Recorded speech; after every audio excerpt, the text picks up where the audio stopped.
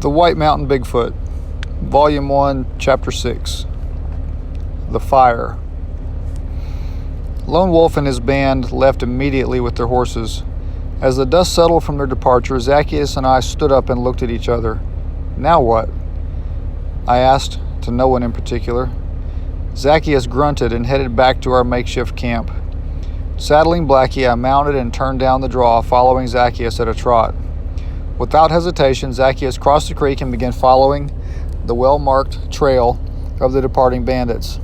I fell in behind him, wondering how we would ever rescue the kids and Echo. And what about the slim youth captive?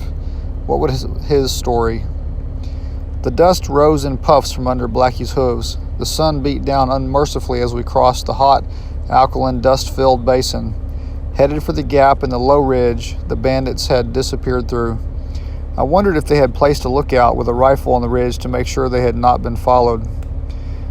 We had waited out the worst of the heat in the shade of a rocky outcrop, which gave the bandits about a 4-hour lead, depending on how hard they had been pushing their horses.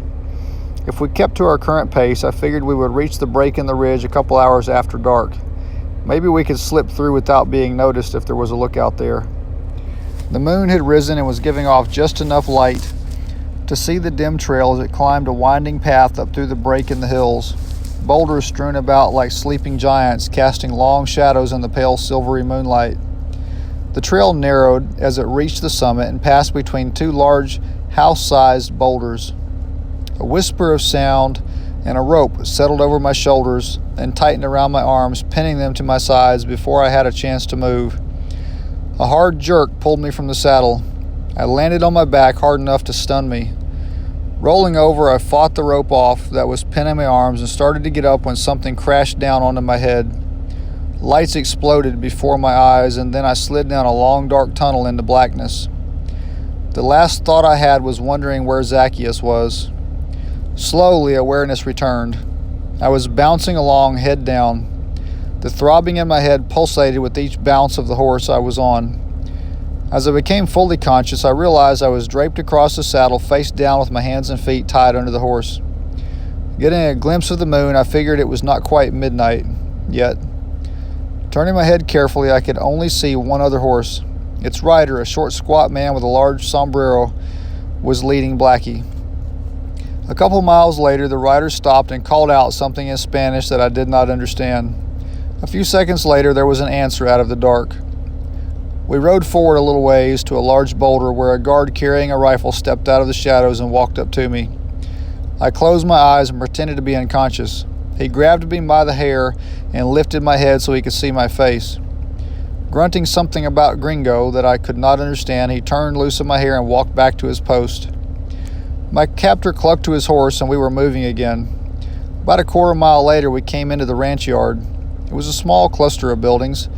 Even in the dark, I could see well enough to tell they were not well maintained. Sombrero dismounted and led Blackie into the barn, where I was untied before being unceremoniously dumped onto the stable floor. It was all I could do to suppress a groan as my sore head hit the ground. Sombrero dragged me into a dark stall where my hands were untied from behind me before muttering in English, "Well, gringo, I think you will keep until morning. El Jefe does not like his sleep disturbed. He will decide what to do with you then." Closing the door, he dropped the bar in place before walking out of the barn, mounting and riding away. I guessed he was headed back to the ridge where he had gotten the drop on me. He would most likely leave instructions with the night guard to tell El Jefe about my capture in the morning.